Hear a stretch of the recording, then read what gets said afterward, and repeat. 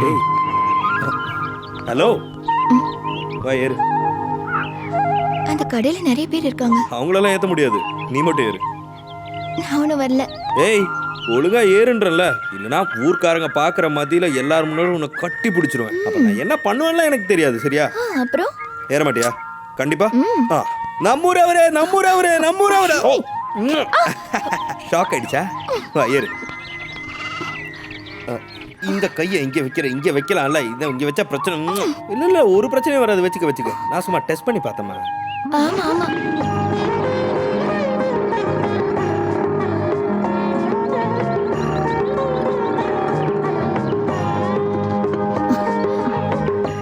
கடவுளே, யாராவது பார்த்திருப்பாங்களோ? ஐயோ யாரும் பார்க்கலன்னு நினைக்கிறேன். வாயே ஒரு ரவுண்ட் எல்லாரும் பார்க்குற மாதிரி போயிடலாம். அது இல்ல, அண்ணனுக்கு தெரிஞ்சா. போடி, உங்க அண்ணனுக்கு தெரிஞ்சா என்ன பண்ண போறாரு? இங்க பாரு, அழகான ஒரு பையன் பேங்க் வேலையில இருந்துகிட்டு நீ என் கூட காதல் பண்றன்னு உங்க அண்ணனுக்கு தெரிஞ்சா என்ன சொல்ல போற? அந்த அறிவில்லாத அண்ணெல்லாம் எதுவும் சொல்ல மாட்டான். அண்ணன் சந்தோஷத்தை துள்ளி குதிப்பாரு. துள்ளி குதிப்பீங்க. ஏன் என்ன? நல்ல அடிய போட்டு 2 பேரையும் விரட்டிடுவாங்களும் தான் என் பயம். என்ன பெரிய இடத்துல கல்யாணம் பண்ணி கொடுக்கணும் தான் அண்ணனோட ஆசை. பெரிய இடம்னா எப்படி, கிரவுண்ட்லயா? அட சும்மா இருமா, நான் இல்லைன்னா தெரிஞ்சிருக்கும். நல்லா பெரிய இடம்ன்ற பேர்ல ஏதாவது மாட்டு வண்டி ஓட்டுறவனுக்கு தள்ளி விட்டுருப்பான் உங்க அண்ணன் உன்ன. சரி, ஏதோ ஒரு கிராமத்து பொண்ணு அழகா இருக்கா, படிச்ச பொண்ணா இருக்காளேன்னு விழுந்துட்டான்னு நினைச்சேன். வேண்டாம், விழ வேண்டாம். மாடு மேய்க்கிறவங்க இல்லாம வேற யாராவது கிடைக்கிறானான்னு பாத்துக்கிறேன். என் காலேஜ்ல புதுசா ஒரு சார் வந்திருக்காரு. ரொம்ப அழகா இருக்காரு. அவ்வளவு அழகாலாம் இருக்க மாட்டாங்க. ஏய், 6 அடி உயரம், நல்ல பெரிய மீச, நல்ல குரலு. கிளாஸ் எடுக்கும்போது என் முகத்தை கண் எடுக்காம பாப்பாரு. என்கிட்ட கேட்டாரு, எந்த ஊரு, வீடு எங்க இருக்கு, வீட்ல யார் யாரெல்லாம் இருக்காங்க, சிட்டில வாடுறதுக்கு இஷ்டம் இருக்கான்னு. ஒரு படிக்கிற புள்ள கிட்ட இதெல்லாம் கேட்பான். சரி, நீ என்ன சொன்ன? நான் ஒன்னும் சொல்லல. அப்பா கடவுள் இருக்காண்டா. இங்க பாருங்க, நான் விளையாட்ட ஒன்னும் சொல்லல. அந்த ஆளுக்கும் உன்ன மாதிரி பைத்தியம்னு நினைக்கிறேன். நம்ம விஷயத்த சீக்கிரம் அண்ணன் கிட்ட சொல்லலைன்னா பிரச்சனை ஆயிடும். நான் அம்மாக்கு லெட்டர் போட்டிருக்கேன், உன் போட்டோவும் அனுப்பியிருக்கேன். அதுக்கு பதில் வந்தாதான் உங்க அண்ணன் கிட்ட வந்து கேட்க முடியும். இங்க பாரு காட்டுவாசி பார்த்தா, உன்னோட தங்கச்சி எனக்கு கட்டி கூட ஐயா. உங்க அம்மாக்கு என்ன பிடிக்குமா? அம்மா உன் போட்டோ பார்த்து ரொம்ப பிடிச்சி போய் இங்க வந்துட போறாங்கன்னு நான் பயப்படுறேன். நம்ம விஷயத்துல ஒரு முடிவு பண்ணிட்டு தான் அண்ணனுக்கு கல்யாணம் பண்ணணும். பாவம், எனக்கு கல்யாணம் நடக்காம அவரும் பண்ணிக்க மாட்டேன்னு பிடிவாதமா இருக்காரு. கிருஷ்ணகிரியில கங்கான்னு ஒருத்தி காத்திருக்கா. அட கடவுளே, இந்த முரட மேல ஒரு காதலா? சும்மா சொல்லல போல, காதலுக்கு கண்ணெல்லாம் இல்லைன்னு. அப்புறம் இந்த கங்கா எப்படி இருப்பாங்க? பார்க்க அழகா இருப்பாங்களா? நல்ல டான்சர். கிருஷ்ணகிரி கோவிலுக்கு அவங்க வருவாங்க. ஐயோ, நேரம் ஆயிடுச்சு, நான் போறேன். அண்ணன் தேடுவாரு. ஏய் ஒரு நிமிஷம் நில்லு. நான் பேசிக்கிட்டே உங்ககிட்ட அப்படியே மறந்துட்டேன்னு நினைக்கிறேன். ஒரே நிமிஷம் இரு. என்ன? ஒரு முத்தம் கிடைக்குமா? யாரும் இல்ல. ஐயே போடா. ஏய் ரொம்ப ஓவரா பண்ணாத, புடிக்கலாம் திருப்பி கொடுத்துடுறேன். முதல்ல அம்மாவோட சம்மதம் வரட்டும். அவங்களுக்கு சம்மதம் இல்லைனா இப்ப கொடுத்தது வேஸ்ட் ஆயிடும்ல. அத நான் பொறுத்துக்கிறேன். லெட்டர் விஷயத்தை சொல்லாம இருந்திருக்கலாம் போல. ஒரு முத்தத்துக்காக என்னெல்லாம் பண்ண வேண்டியது. நான் வேணா தரட்டுமா? ஐயா கேளவி. இதனாலதான் நான் சொல்றேன், நீங்க எல்லாரும் அதிர்ஷ்டசாலிங்கன்னு. நல்லவரும் நல்ல வேலை செய்யக்கூடிய ஒரு ஃபீல்ட் ஆபீசர் உங்களுக்கு கிடைச்சதால நீங்க கடவுள்கிட்ட தான் நன்றி சொல்லி ஆகணும். பழைய லோன் எல்லாம் திருப்பி கட்டுறதுக்கும் புதிய லோன் எல்லாம் உங்களுக்கு தரத்துக்கும் உங்களை உங்க வாழ்க்கைக்கு அடுத்த கட்டத்துக்கு கூட்டிட்டு போறதுமான இந்த முகுதனை நான் மனசார பாராட்டுறேன்.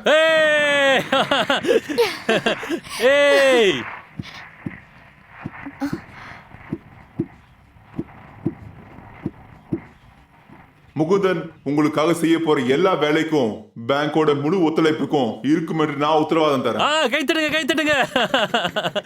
இன்னைக்கு நான் இங்க எதுக்கு வந்திருக்கேன்னா, உங்ககிட்ட மாடு இல்லாத ஆட்களுக்கு எல்லாம் மாடு கொடுக்குற ப்ராஜெக்டை நான் சொல்றதுக்காக தான் வந்திருக்கேன்.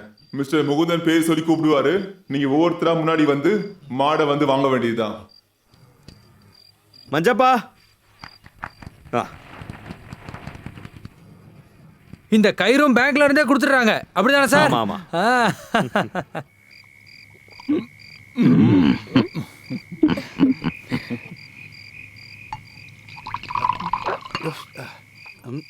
இங்கே பாருங்க சார், அதுக்கப்புறம் என்ன நடந்துச்சுன்னு நீங்கள் சொல்ல வேணாம்.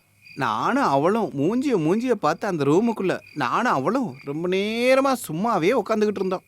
அன்னைக்கு இப்படி கல்யாணம்லாம் பண்ணுவேன்னு நான் நினச்சி கூட பார்க்கலையே. வெளியில பாக்குற ஊர்ல இருக்க எல்லாருமே அங்க நிக்கிறான். அப்போ நான் கிளம்பட்டுமா? காலையில ஜீப் வரும். ம். அந்தோணி போலாமா? இருங்க திம்மையா, நான் இன்னும் கதையை முடிக்கவே இல்லையே. சாரை பாத்தீங்களா, அப்படியே அந்த கதையை கேட்டு கேட்டு அதுக்கப்புறம் நான் என்ன ஆனாலும் பரவாயில்லைன்னு கதவை திறந்துட்டேன். வெளியே ஃபுல்லா கர்நாடகக்காரங்க. நீலிமா கர்நாடக பொண்ணு, நீலிமா தம்பி கர்நாடக பையன், நீலிமா அண்ணன் கர்நாடா, நீலிமா அம்மா கர்நாடா, நீலிமா அப்பா கர்நாடகக்காரன், அப்பாவோட பொண்டாட்டியும் கர்நாடகக்காரி. அப்படின்னா மீதி நாளைக்கு சொல்லிடலாமே.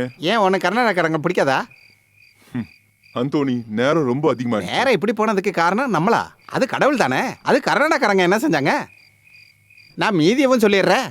இனிதான் ரொம்ப நல்லா இருக்கும். காக்கு வாங்க. அந்தோணி எந்திரிங்க. அந்த கிளாஸை கொடு. இங்க கொடு. நான் உண்மையை சொல்லிடுறேன். கர்நாடகக்காரங்க நான் முத்தம் கொடுப்பேன். ஒரு விஷயம் சொல்றேன். என்ன?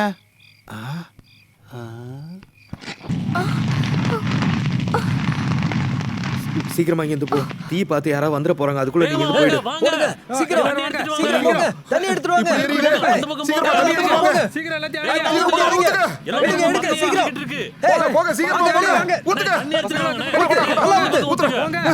அங்க ஊத்து.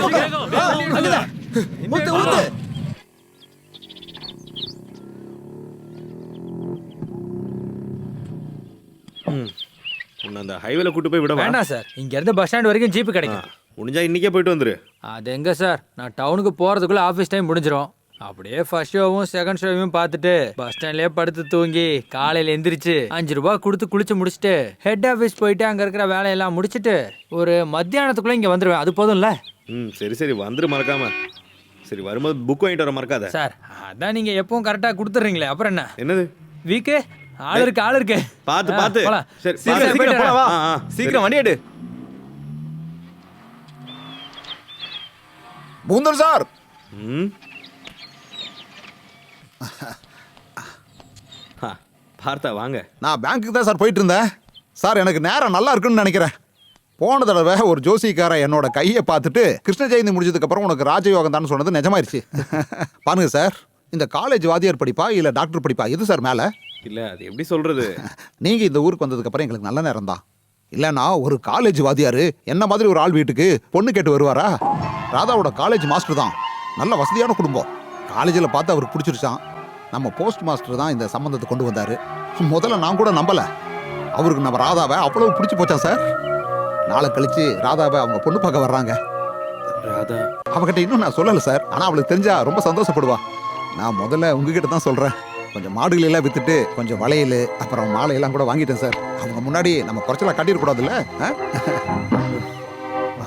அப்புறம் இதை ஒரே ஒரு நாளைக்கு இவங்க பேங்க்கில் வைக்கணும். வீட்டில் வச்சுருந்தா எனக்கு தூக்கமே வராது. ஏன்னா எங்கள் அப்பா அடிக்கடி எங்கள் வீட்டுக்கு வந்துட்டு போயிட்டு தானே இருக்காரு. அந்த ஆள் கண்ணில் பட்டா அவ்வளோதான். அதுக்கு தான் இரு பர்தினி. அப்போ சரி சார், நம்ம சாயந்தரம் பார்ப்போம். இந்தாங்க.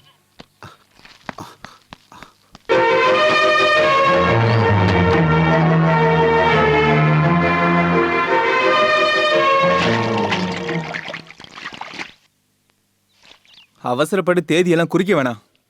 இந்த கல்யாணம் நடக்கிறதுல எனக்கு சம்மதம் இல்லை. இங்கே பாரு, நான் ஒரு விஷயம் சொல்கிறேன் கேட்டுக்க. இது வரைக்கும் நீ பண்ணதையெல்லாம் பார்த்துட்டு பொறுமையாக நான் ஏன் இருந்தேன்னா என் தங்கச்சியோட வாழ்க்கைக்காகத்தான். அதில் ஏதாவது விளையாடினேன்னு வச்சுக்க. ஆமாண்டா, நான் பண்ணது எல்லாமே தேவையில்லாதுதான். அதுக்கான தண்டனையா என்னை வீட்டில் இருந்து துரத்தி விட்டுட்ட. ஆமா, அன்னைக்கு நீ என்ன சொல்லியிருந்த? வயசு பொண்ணு இருக்கிற வீட்டில் நானும் என் பொண்டாட்டியும் இருந்தா வானம் இடிஞ்சு போயிடுன்னு சொன்னல, அப்படித்தானே? ஏண்டா அவ வந்து நீங்க சும்மா தேவையில்லாம பேசாதீங்க. நல்ல விஷயத்துக்கு தானே போறோம். தேவையில்லாத காரியமா? அவன் என் பொண்ணு, என் ரத்தத்துல பிறந்தது. இப்ப இவன் கூட்டிட்டு வந்த சம்பந்தக்காரங்களுக்கு யாராவது சொல்லி இந்த விஷயம் தெரிஞ்சதுன்னா கல்யாணம் பண்ணிட்டு போன பொண்ணை திரும்ப வீட்லயே விட்டுருவாங்க. என்ன சொல்லுவாங்க? என்ன சொல்லுவாங்க சொல்லு. உண்மையை சொன்னா என் மேல நீ கோவப்பட்டு எந்த பிரயோஜனமும் இல்ல. நீ ரொம்ப பாசத்தோட காப்பாத்திட்டு இருக்க உன் தங்கச்சி இருக்கால, அவ நீ இல்லாத சமயம் பார்த்து அவ ஒருத்தனை வீட்டுல கூட்டிட்டு வந்துட்டு இருக்கா. அவனுக்கு பாயம் விரிக்கிறா. டேய், உன்னோட நடிப்பெல்லாம் என்கிட்ட வேணாம். நான் உலகம் நிறைய பார்த்திருக்கேன். இதெல்லாம் உனக்கு தெரியாம நடக்குதுன்னு நம்புறதுக்கு நான் ஒன்னும் முட்டாள் கிடையாது, தெரியுமா? தங்கச்சியை கூட்டி கொடுத்தா பேங்க் லோன் கொடுப்பாங்கன்னு யாரா சொன்னா உனக்கு? எந்த தப்பும் செய்யாத ஒரு பொண்ணை பார்த்து இப்படி எல்லாம் பேசினேன்னு வையே, சாவடிச்சிருவேன். நீ என்ன சாகடி. அதுக்கு முன்னாடி நான் சொல்றதெல்லாம் உண்மையான தெரியணும்னா தோ நிக்கிறான உன் நண்பன், இவன் கிட்ட கேட்டு பாரு, அவன் தான் சாட்சி. டேய் பேங்க்ல முகுந்தன் சாரையும் இவன் தங்கச்சியும் கோயில வச்சு எப்படிடா பார்த்த சொல்லு, வாய் திறந்து சொல்றான். எப்படி வைக்கோல் பத்திக்கிச்சுன்னு வாய் திறந்து சொல்றான். இந்த ஆள் சொல்றதெல்லாம் நிஜமாடா? இவன் சொல்றதெல்லாம் உண்மையானு கேட்டேன். சொல்றா, சொல்லு. அவங்க 2 பேரையும் ஒண்ணு அங்க பார்த்தேன். அவங்க 2 பேரும் ஏண்டா பரதேசி பயலே, கூடவே இருந்து இத்தனை நாள் என்ன ஏமாத்திடா? பார்த்தா நான் சொல்றது கேளு. எவ்வளவு தைரியம் இருந்தா இந்த மாதிரி காரியத்தை பண்ணிருப்பேன்.